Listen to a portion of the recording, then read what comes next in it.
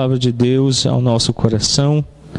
Desde o dia de ontem Ele está falando à igreja e àqueles que estão reunidos aqui na conferência de educação, e hoje Ele estará ministrando a palavra de Deus a nós. Oremos.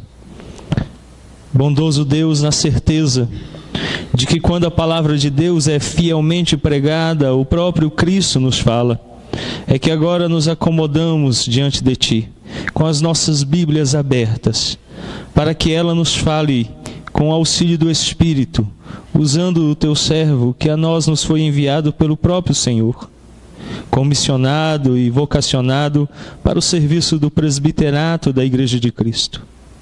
Ó bondoso Deus, tem misericórdia de nós e nos instrui com a Tua palavra que é viva e eficaz. Salva-nos, transforma-nos e sustenta-nos pelo Teu Espírito. É o que oramos e rogamos em o nome de Cristo. Amém.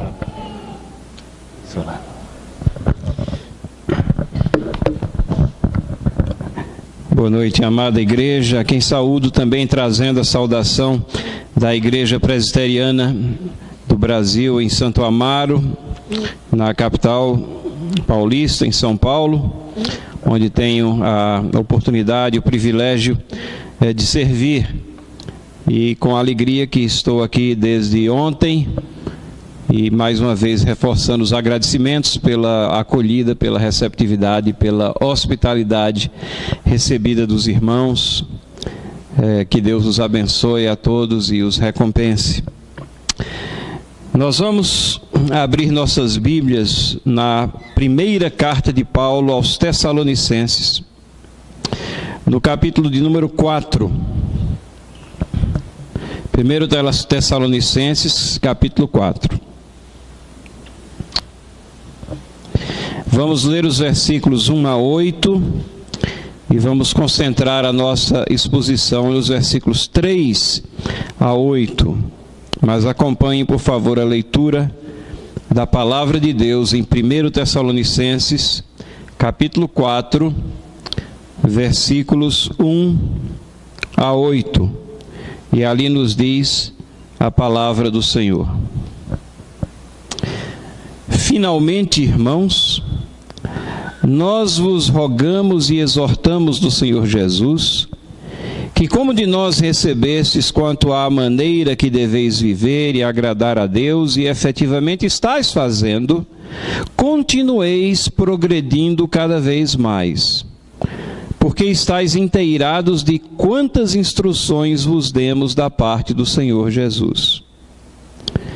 Pois esta é a vontade de Deus, a vossa santificação, que vos abstenhais da prostituição, que cada um de vós saiba possuir o próprio corpo em santificação e honra, não com desejo de lascívia, como os gentios que não conhecem a Deus, e que nesta matéria ninguém ofenda nem defraude a seu irmão, porque o Senhor, contra todas essas coisas, como antes vos avisamos e testificamos claramente, é o vingador, porquanto Deus não nos chamou para a impureza, e sim para a santificação. De Sarte, quem rejeita essas coisas não rejeita a homem, e sim a Deus, que também vos dá o seu Espírito Santo. Curvemos nossas cabeças em oração. Senhor, acabamos de ler a Tua palavra, e agora te suplicamos que nos orientes através dela. Teu Espírito Santo possa iluminar o nosso entendimento, que possamos estar vendo ali aquilo que te agrada, as coisas que temos que modificar em nossa vida, para que sejamos servos teus, bem habilitados para toda boa obra. Perdoa os nossos pecados e orienta-nos em tudo, em nome de Jesus. Amém. Irmãos e irmãs, hoje pela manhã nós tivemos um sermão que é, pelo que eu entendi, um a mais em uma série de exposições sobre a lei moral de Deus. E hoje de manhã ouvimos uma exposição sobre o 7º mandamento. O 7º mandamento diz com muita clareza, muito taxativamente: não adulterarás. E podemos ouvir aquilo que a palavra de Deus nos fala e todas as implicações desse mandamento, que diz respeito não somente ao ato físico, mas em todo o contexto no qual esse ato físico muitas vezes se consuma. E pareceu-me bem nessa noite continuarmos com os nossos pensamentos sintonizados nessa mesma linha e trazer à igreja essa palavra agora do Novo Testamento, enfatizando a questão de que pureza não é opção, mas é dever cristão. Pureza não é opção, mas é um dever cristão. E isso vai demonstrar, primeiro, que há uma concordância de pensamento entre o que o pastor falou hoje pela manhã e o que nós vamos falar nesta noite. Mas acima de uma concordância entre pessoas, há uma concordância na palavra de Deus. A mensagem dela é coerente. E o que Paulo está fazendo nessa carta nada mais é do que reforçando exatamente todas aquelas palavras contidas na lei moral de Deus, nos princípios de Deus e nesses preceitos que demonstram que a pureza não é uma opção, mas é um dever do servo de Deus. É um trecho que Paulo escreve a uma igreja cujo registro nós temos lá das primeiras abordagens e fundação dela lá no capítulo 17 de Atos, e vemos que Paulo ali frequentou a sinagoga por diversas semanas seguidas, nas quais ele ia e arrazoava, diz o texto. Ele raciocinava através da âncora das Escrituras do Antigo Testamento. Interessante nós vermos como Paulo trabalhava essa questão do ponto de contato. Em Atos 17, na primeira parte de Atos, ele está exatamente em Tessalônica, e o ponto de contato com aqueles judeus eram as Escrituras do Antigo Testamento. Eles liam as Escrituras, eles aceitavam as Escrituras do Antigo Testamento. Paulo vai a elas para demonstrar que aquele que estava prometido, aquele que estava profetizado, era o Cristo que havia vindo. O ponto de contato era o Antigo Testamento. Na segunda parte de Atos 17, Paulo está entre os intelectuais lá em Atenas, falando a pessoas, e se ele chegasse lá com as Escrituras do Antigo Testamento, ou parte delas debaixo do braço, isso nada significaria para eles.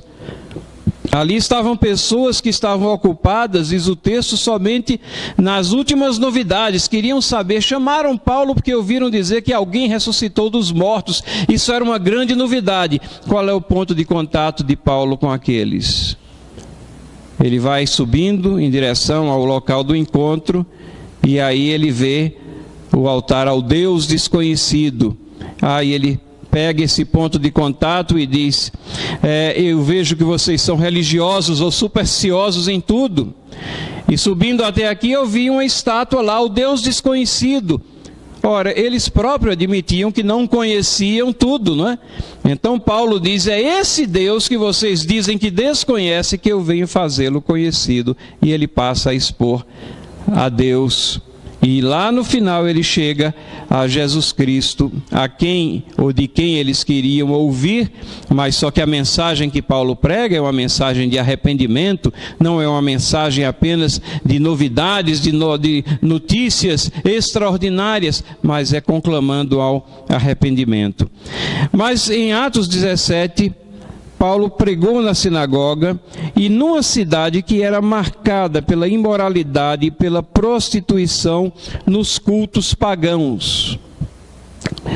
Nós poderíamos dizer, sem medo de errar, que a nossa sociedade dissoluta e imoral, ela tem muito a ver com a sociedade ali de Tessalônica também. Ela era não somente dissoluta e imoral, não somente não prestava atenção às demandas de Deus, às vidas das pessoas, mas ela já havia incorporado a imoralidade à forma cultica. Essa é a face mais cruel da imoralidade, da prostituição, quando você coloca coloca aquilo como objeto de culto e eleva a dissolução moral a um grau de santidade, como se as pessoas estivessem se envolvendo com isso e se sentindo mais próximas, talvez, das divindades que eles adoravam, por estarem se entregando mais e mais à impureza, à dissolução moral. Assim eram os cultos daquela época. E é nesse contexto, pessoas convertidas que vieram dessa situação de uma sociedade aonde a imoralidade campeava, que Paulo dirige essas palavras aqui.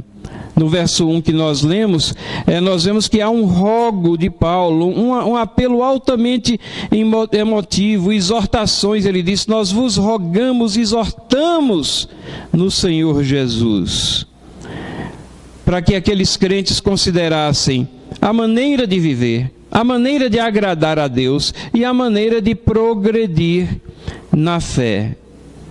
E ele reconhece que eles estavam progredindo. Ele diz: como efetivamente estáis fazendo?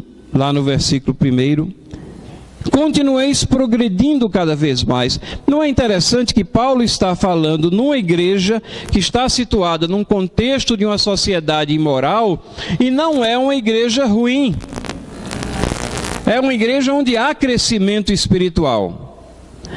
É uma igreja que está progredindo. É uma igreja a qual Paulo exorta que continue progredindo. É uma igreja que havia sido instruída, que tinha várias instruções, mas é a essa igreja que ele sente a necessidade de reforçar esse ensinamento que pureza não é uma opção, mas é dever cristão.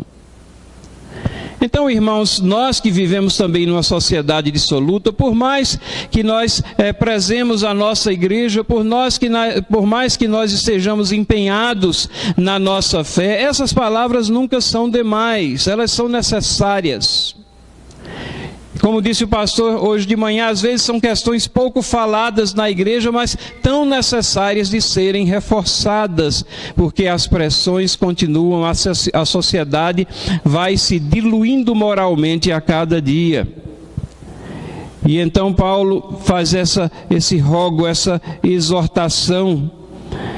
E Paulo concedeu já muitas instruções a essa igreja, mas agora ele concentra o foco na forma pela qual devemos viver, como é o nosso caminhar em santificação.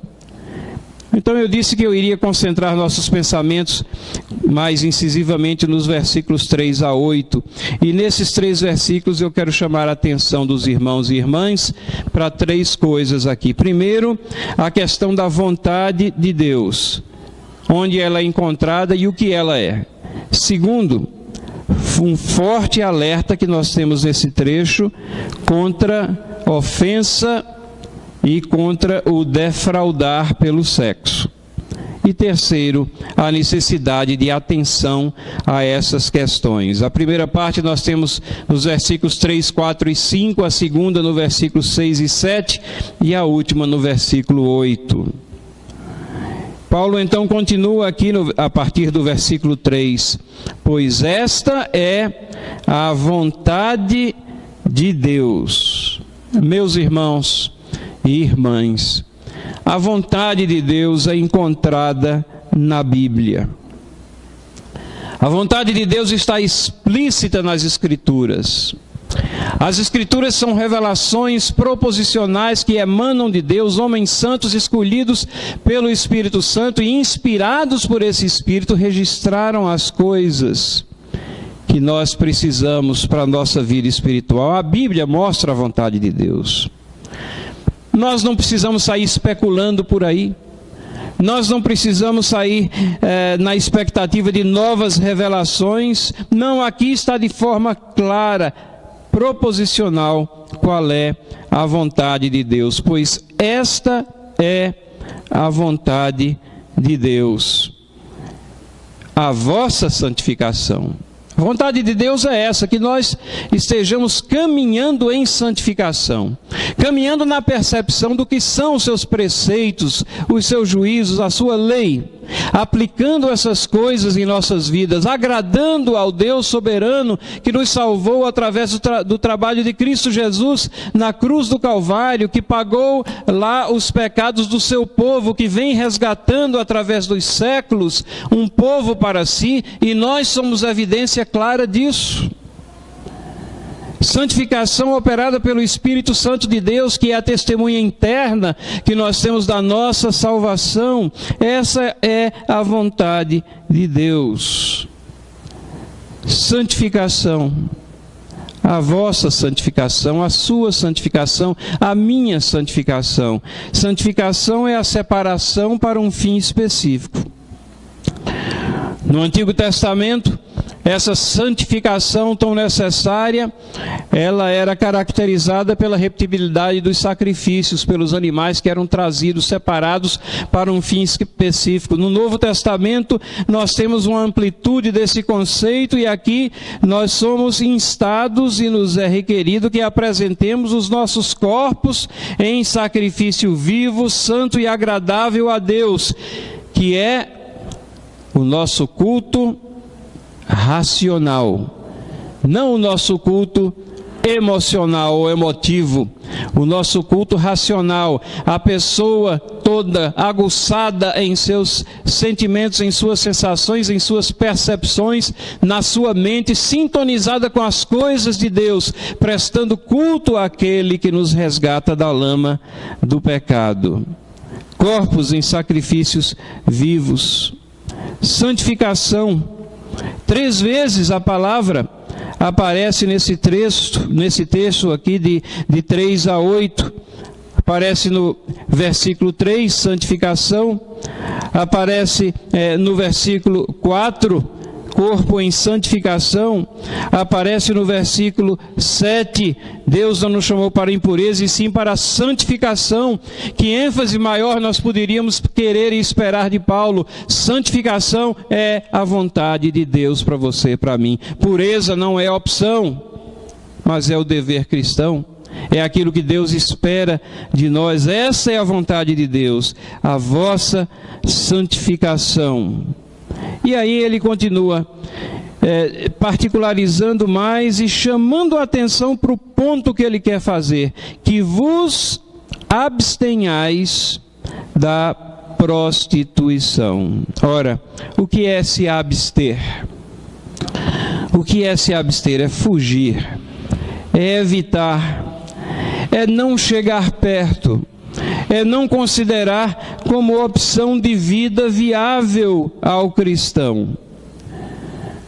Fugir, se abster, evitar.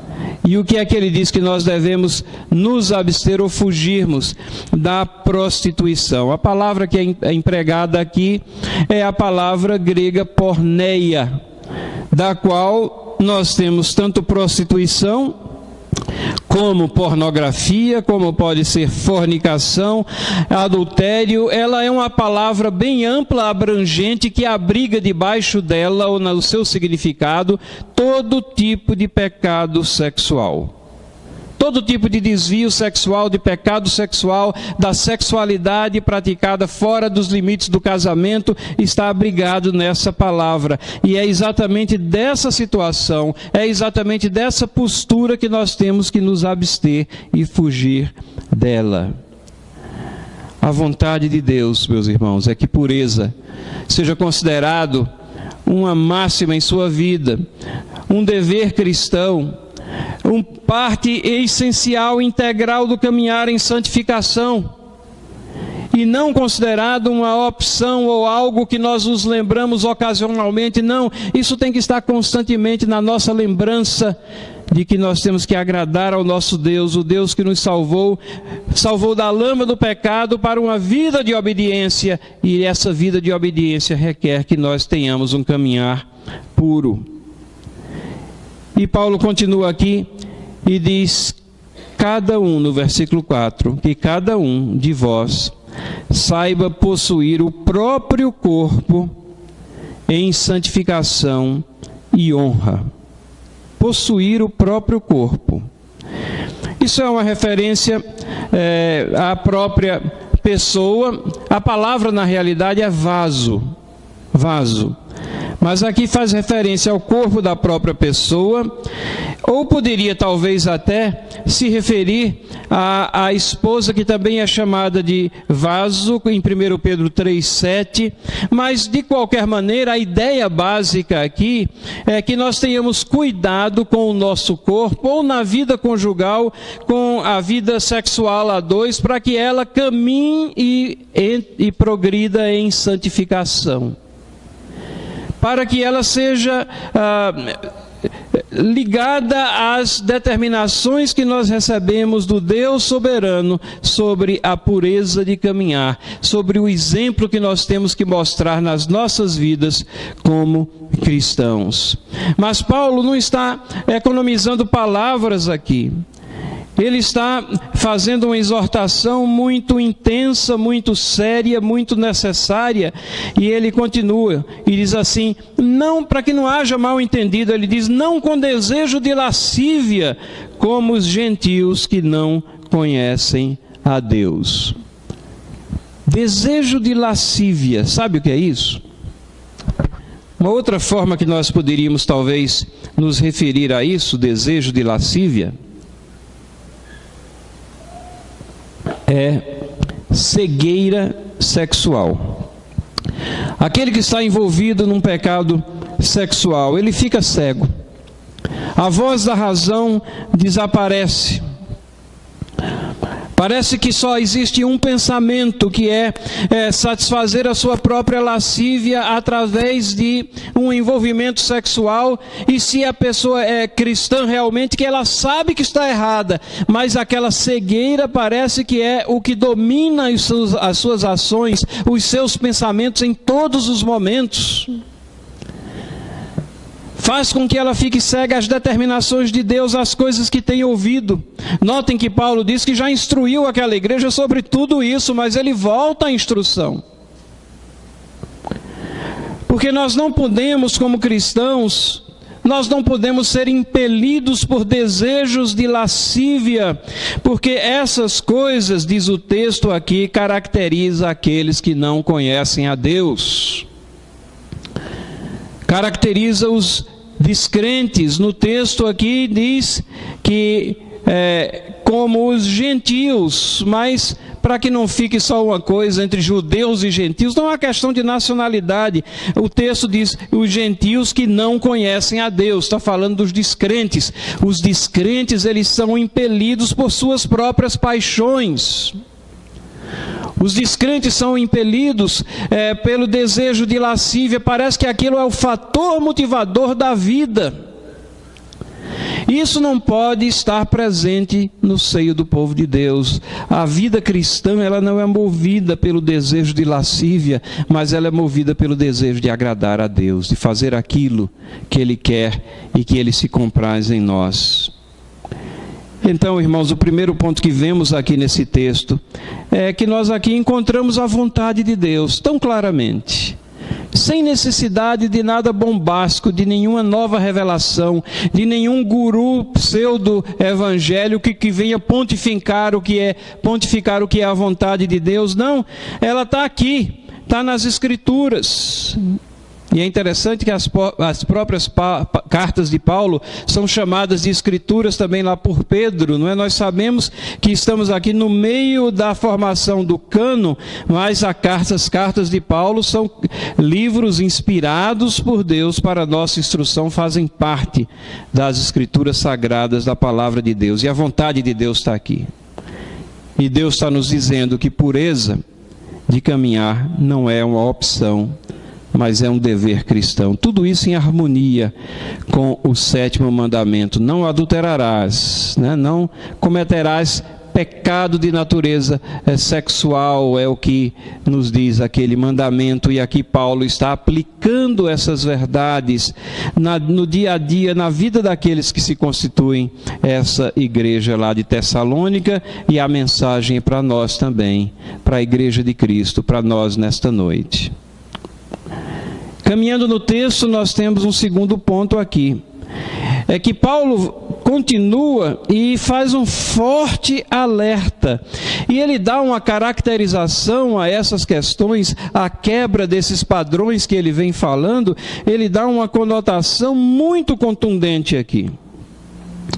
Versículos 6 e 7 dizem assim: e que nesta matéria ninguém ofenda nem defraude a seu irmão, porque o Senhor é contra todas essas coisas, como antes vos avisamos e testificamos claramente, é o vingador. Portanto, Deus não nos chamou para a impureza, e sim para a santificação. É interessante que alguns comentaristas bíblicos acham que Paulo aqui muda de assunto. Não, ele está falando de pecados sexuais, ele já falou sobre isso. Agora ele vem falar sobre honestidade, sobre questões financeiras, porque ele usa a palavra defraudar. Mas na realidade esse argumento não se sustenta. Paulo continua no mesmo texto, no mesmo bordão aqui. Inclusive ele diz, nesta matéria, a matéria que acabou de expor, que acabou de falar, que acabou de alertar, a vontade de Deus que ele acabou de explicitar. Ele diz, nesta matéria, nisso que foi tratado nos versos precedentes.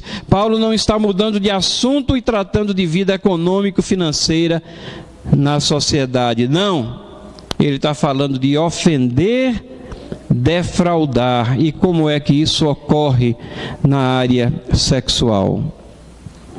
Não existe pecado sexual que não ofenda, não defraude, não roube. Se é no contexto do casamento, esposo ou esposa é defraudada, filhos são defraudados, são roubados.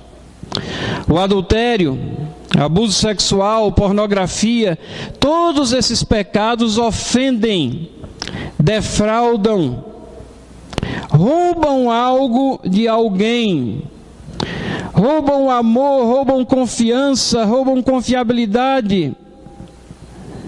Alguma coisa é subtraída ilegitimamente, porque é fora dos parâmetros traçados pelo nosso Deus.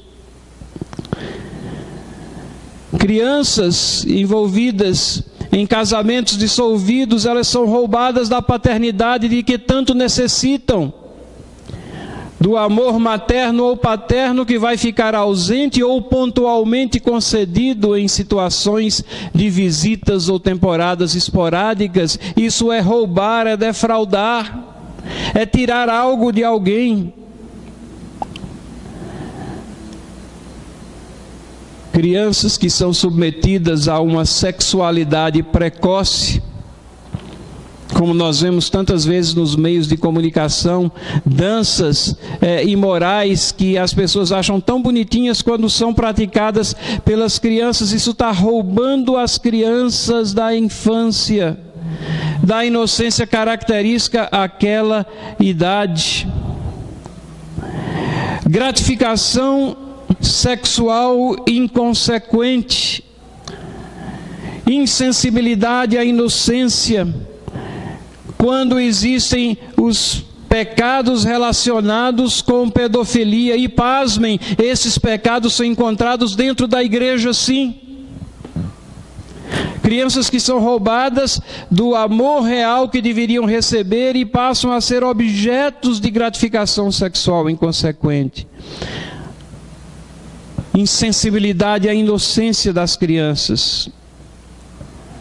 Coisas que são abomináveis aos olhos de Deus e que não podem, não devem fazer parte do caminhar cristão nem da vida da igreja.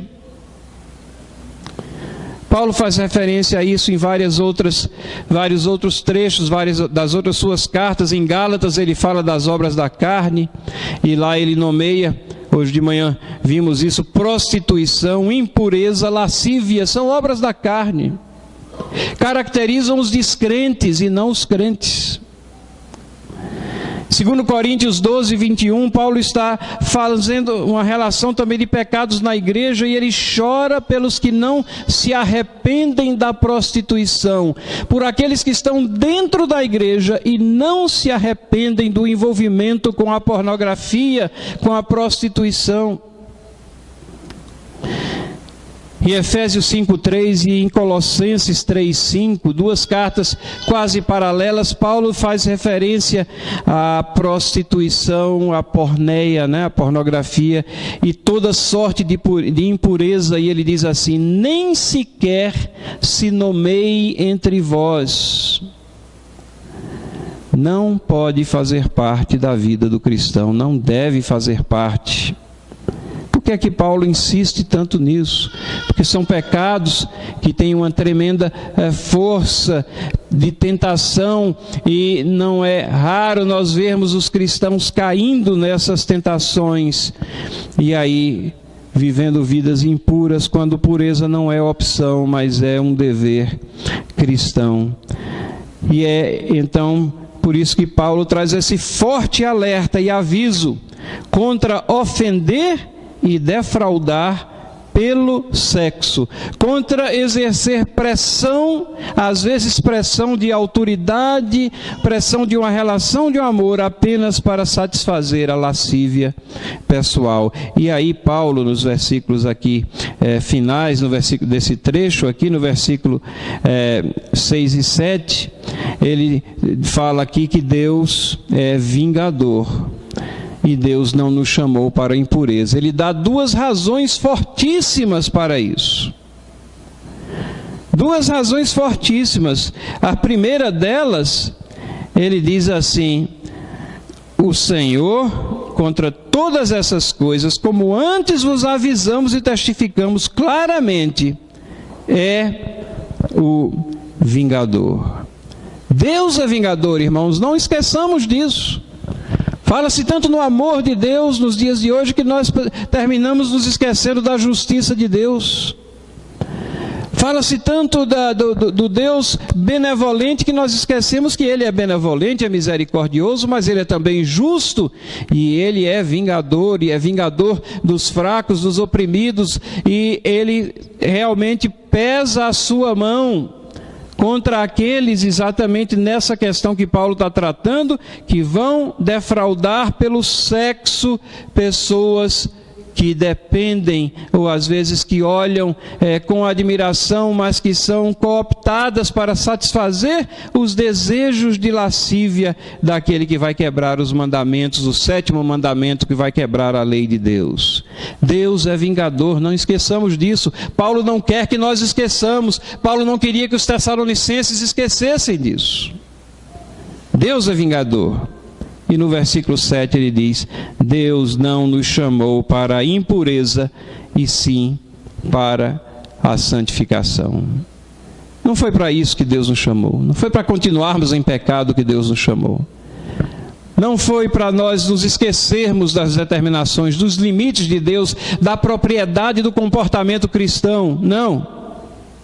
Deus não nos chamou para a impureza, e sim para a santificação. Então, pureza não é opção, mas é dever cristão.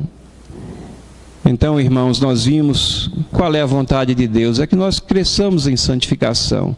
E esse crescimento em santificação envolve, implicitamente está uma vida pura, que nós nos abstenhamos da pornografia, da prostituição, da imoralidade. E Paulo traz fortes alertas nesse sentido. Nessa matéria ninguém deve fazer isso, porque Deus é vingador e Deus não nos chamou para a impureza. E terceiro, no versículo 8, ele reforça a necessidade de atenção a essas questões. Versículo 8 diz assim: Dessarte, quem rejeita essas coisas não rejeita o homem, sim a Deus, que também vos dá o seu Espírito Santo. Não é interessante que Paulo está falando, eu repito, a uma igreja boa, mas que ele tem que falar de uma forma tão contundente. E ele diz aqui, na realidade, Dessarte, na realidade, se você não está aceitando isso que está sendo escrito aqui, ou dito aqui desse púlpito, ou pregado nessa manhã, se você não está aceitando, você não está rejeitando a palavra do pastor, Você não está rejeitando a minha palavra, não é a opinião do presbítero ou do pastor que está aqui sendo colocada. Nós estamos procurando ser fiéis àquilo que a palavra de Deus ensina. Mas é possível que você seja um crente. É possível que você tenha o Espírito Santo de Deus e está entristecendo Ele. É possível que você está envolvido em algum tipo de pecado sexual. É possível que você esteja sim defraudando alguém. E você está tampando os ouvidos, você não quer ouvir, você não quer ser incomodado. Mas Paulo está dizendo, na realidade, quem rejeita essas coisas não rejeita ao homem, e sim a Deus. E ele diz aqui, que também vos dá o seu Espírito Santo. Por isso que eu acho que ele está falando realmente a crentes que têm caído ou que estão caindo nesse pecado, aqueles que têm o Espírito Santo de Deus. É Paulo reforçando a necessidade de atenção a essas questões. Não são palavras meramente humanas, são ensinamentos divinos que procedem da palavra de Deus e que são colocados com tanta transparência e clareza à igreja, porque Deus quer que a sua igreja seja pura. Pureza não é opção, mas é um dever cristão. Então, irmãos e irmãs, essa questão é pouco falada, eu sei disso, mas ela é tão necessária. Nos entristece quando nós vemos a igreja contemporânea andando numa direção contrária a isso, numa direção oposta a esses ensinamentos. Na realidade, o que nós vemos hoje, principalmente com tantas estrelas do mundo televisivo, propagando a sua conversão, e muitas vezes essa conversão não é seguida de transformação de vida, mas de tentativas de explicação de que a forma de vida irregular que levam, ela é tranquilamente abrigada dentro da igreja. Eu lembro de uma entrevista que eu vi uma vez de uma dessas personalidades, onde ela dizia, eu falei com o meu pastor, e era daqui da região de Brasília. O meu pastor entende perfeitamente que eu continue a minha atividade artística, e ela era uma apresentadora que era totalmente escrachada e na sua forma de vida, no seu linguajar, e ela se dizia convertida agora. Paulo está dizendo, essas questões, essa postura de vida, ela é característica de descrentes. Deus nos chamou para a pureza, para a santificação. A igreja é constituída de vidas transformadas. Nós não podemos nos acomodar a uma situação onde nós vemos vidas dissolutas, sem transformação, propagando aos quatro ventos que são evangélicos, que são crentes.